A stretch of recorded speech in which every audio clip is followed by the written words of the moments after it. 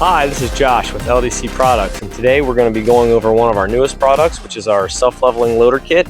Today we're going to be installing it on an RK55, which is the same as the TYM 574, 494, and a handful of other variants. This particular model has the L110 loader, which is also the same as the TX57. We're going to go ahead and show you guys all the stuff that comes in the kit, and then we're going to get right into actually installing it on this tractor. Okay, here's going to be what's supplied in your self-leveling loader kit that you receive for your tractor. 4 main loader mounting plates, a couple spacers. We have our trailing arms for the back, what we're calling our tri-links. These are cylinder extensions, and then various hardware and our pins. Some other things that you're going to need to make this installation: very basic hand tools. We have a socket and wrench set here. You're going to need a drill to drill a couple holes in the rear of your loader frame. Some rags are always good, your grease gun, and while you're at it, just go ahead and grab a new grease tube, because surely you're going to get 3 zerks in and the grease gun's going to run out. And then if you're a guy that has a short temper, you might want to grab some snacks and maybe even your favorite devotional or Bible. All right, let's get into it. Okay, once you get your tractor on nice level ground, the first thing you're going to want to do is go ahead and lift your loader up, drop your arms down here, because we are going to have to take the entire loader off of the frame if you have a cab model. Now, if you don't have a cab model, you don't need to do this step, because you're going to be able to drill the holes in the rear of your loader frame here without the cab being in the way. But if you have a cab, go ahead and drop down your stands and get your loader leveled on the ground. And then the first thing we're going to go ahead and do, and we've done some of this already, is remove the bolts that hold this pin in for your curl cylinder right here. You can see we already have it unhooked. We're going to go ahead and just take those pins and set them down somewhere where you're not going to lose them. You're going to do that on both sides. And then the other thing you need to do preemptively is go ahead and pull out this pin here on each side. This is what holds the entire loader frame onto the tractor frame. So we're going to get those out of the way as well. You can see it's already been done here. And then we're going to get ready to install our kit. Pretty simple, using basic hand tools. All right, on your main plates here, you will notice there's a couple different styles. There is one that is different than the rest, and being that it has a square hole cut out here. That hole is to clear your loader tag, your model and serial number tag. So we're going to go ahead and take that one. That goes on the outside. And there, you can see there's plenty of clearance around these holes. We're going to utilize the hole that's already in the loader frame from the factory with the supplied hardware.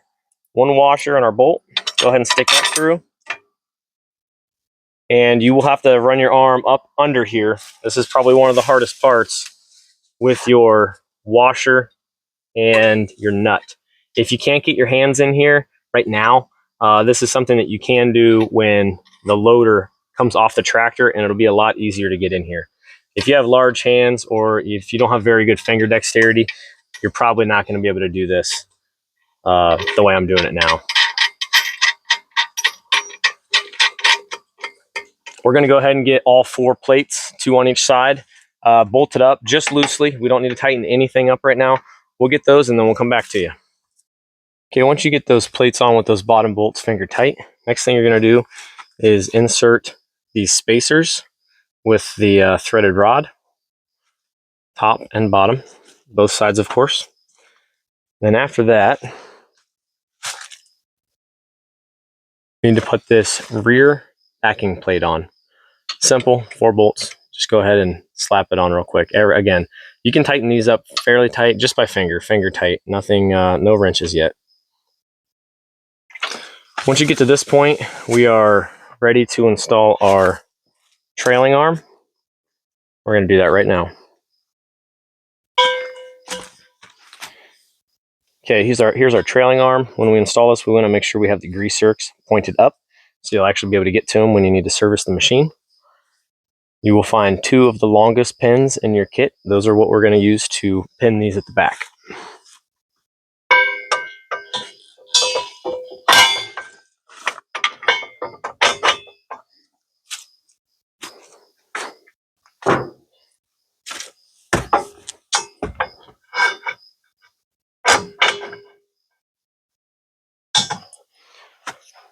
Once you've got your pins in place, you can go ahead and install your 2-inch grade 8 bolt or your pin keepers.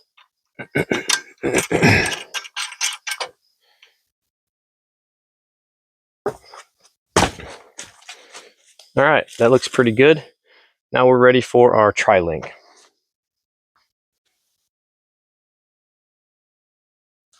Okay, at this point, our trailing arm is on. We're ready to go ahead and install our tri-link. This is going to get pinned in with the factory pin from the curl cylinder. It's good to know, go ahead and just put your bolts. Let's just keep everything the same as it is on the tractor. You're going to see that the links are basically mirrored to each other. So go ahead and use the one that has the bolt holes on the inside toward the inside. And you're going to want to make sure the long nose of the overhang is pointing toward the front.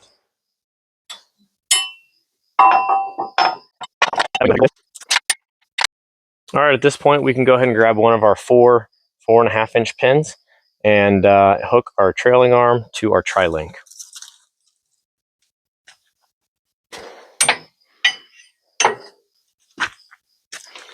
Okay, next up is our curl cylinder extension. We're going to go ahead and put a little grease on the inside of this to aid in installation. It's going to help it slip onto the top of the curl cylinder a lot easier.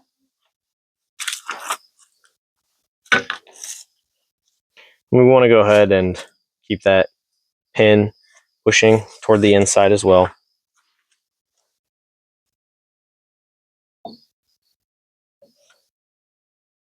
It should be a fairly snug fit. You may have to give this a little tap on the top with a dead blow hammer or something to get it on, but it'll definitely go. At this point, we can go ahead and put our pin in. The pin is going to be a little tight. You need this whole thing. You know, there's basically zero slop in this assembly, which means that, you know, stuff's going to get tighter the farther we get into putting it together. So make sure you keep your pin hole for your keeper straight up and down, aligned with your bushing. And then you're going to have to give it a tap to drive it into place.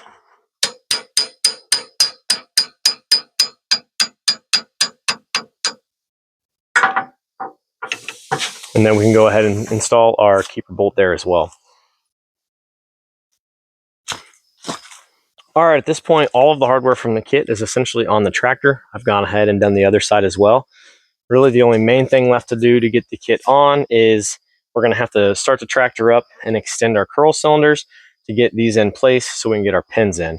I've been messing with this tractor a lot as we've been building out this kit, so you can see that my cylinders are all kind of wonky. That one's pretty close, so I'm going to go ahead and get this one in place first, and then we'll be able to do this one, and then we'll take it from there.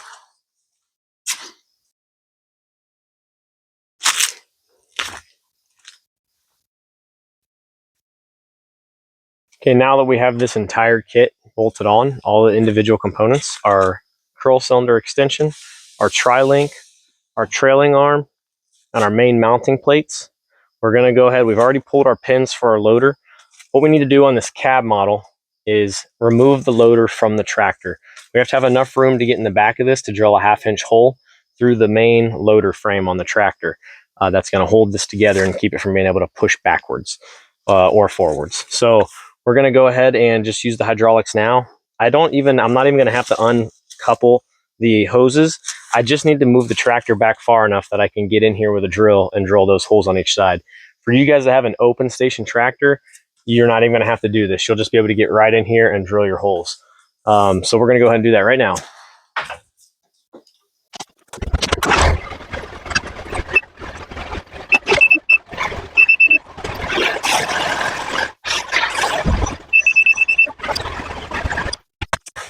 All right, now that we've got our loader frame off the tractor, I've actually positioned it where I'm still pretty young. I can get up on top of this tire here, and this is going to be great for me to go ahead and do this.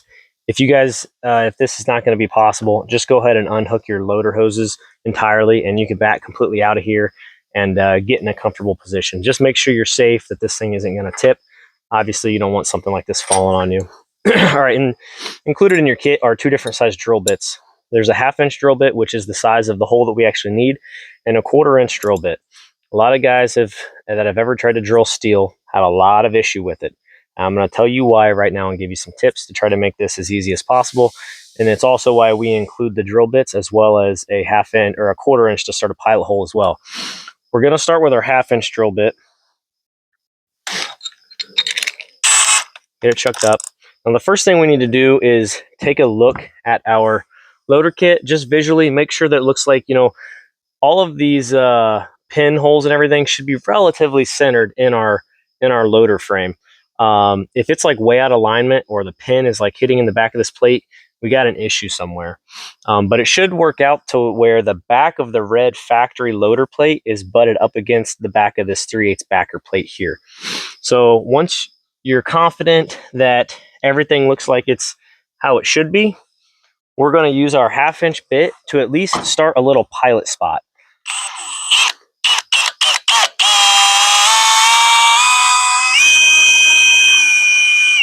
Now with steel, you have to apply an incredible amount of pressure. A lot of guys just hold their drill wide open and they're not pushing hard enough, and you'll wreck your drill bit in a hurry. Heat is what kills drill bits. You can drill really hard steel with a hand drill if you know what you're doing. Most people probably need to apply 15 times more force than they are and go about 10 times slower. You know, really for a 1/2 inch drill like this, you should only be running a couple hundred RPM and pretty much putting all the weight you could possibly imagine on here. If you're not getting giant swirly chips stringing off of it, you're not cutting, you're rubbing. Rubbing is going to kill your drill bit. But we're going to start with just that little spot. We've got a spot in there. We use the 1/2 inch drill to make sure we're centered in that hole. We're going to go do the same thing to the other side.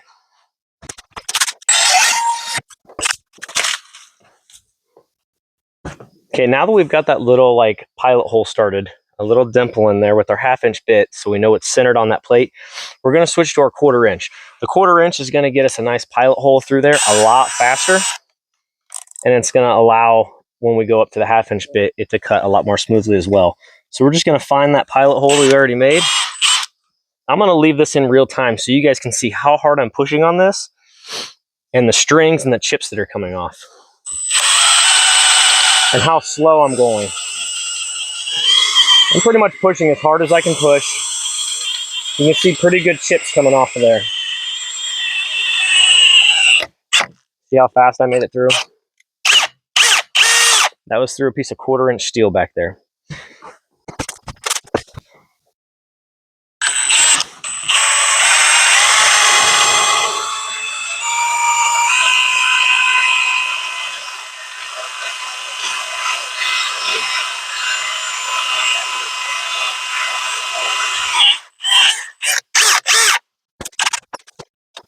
Okay, our 1/4 inch hole is through on both sides. We're going to step up to our 1/2 inch now.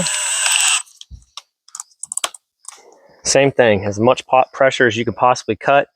I'm sending new drills for everybody, so that shouldn't be an excuse. They're very nice 135 degree cobalt drills with a split point. You should just be able to rip right through it. If you're not very good at doing this kind of thing, any kind of oil or lubrication certainly helps as well.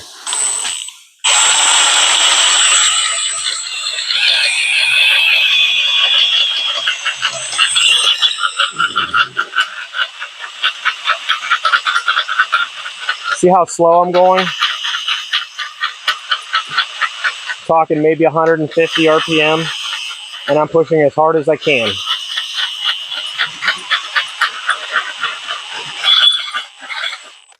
And when you feel it starts to grab at the end, when it's just a thin sliver that you're about to cut through, I'll back it off. I'll go full speed and kind of jam it through. Otherwise, the bit will just get stuck on it. There we go. It's a 1/2 inch hole.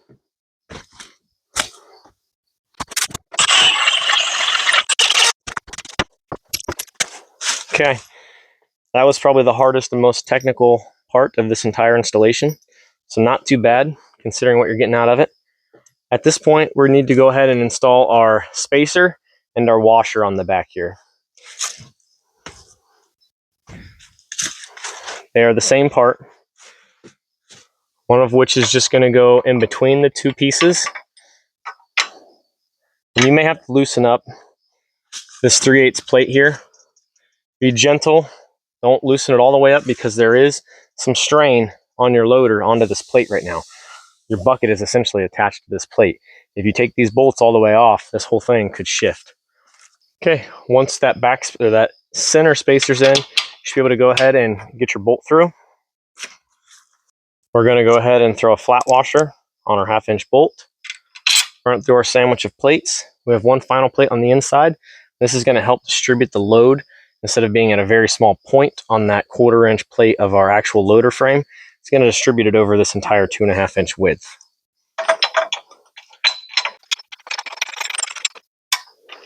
There we have it. Gonna do the other side. Okay, at this point we've got our drilling done. We've got our 1/2 inch bolts in place. We're going to go ahead and set our loader back on the tractor, get that all pinned back up. We're going to make sure everything looks like it's in alignment, and we're just going to tighten all of our hardware down.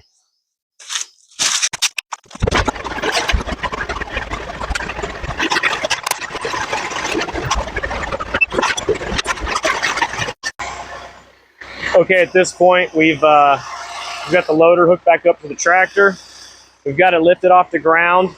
We're going to go ahead and put our jacks back up.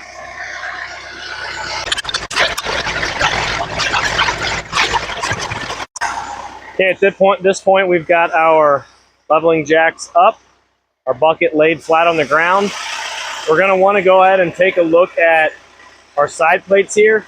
Make sure that our pins are centered in these plates, and then you may have to adjust the loader a little bit to get that centered front to back.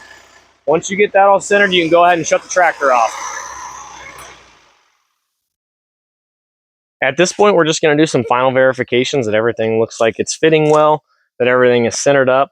Once you're confident that all that looks great, you can go ahead and torque all of your fasteners down on the entire machine. So we're going to go ahead and do that right now.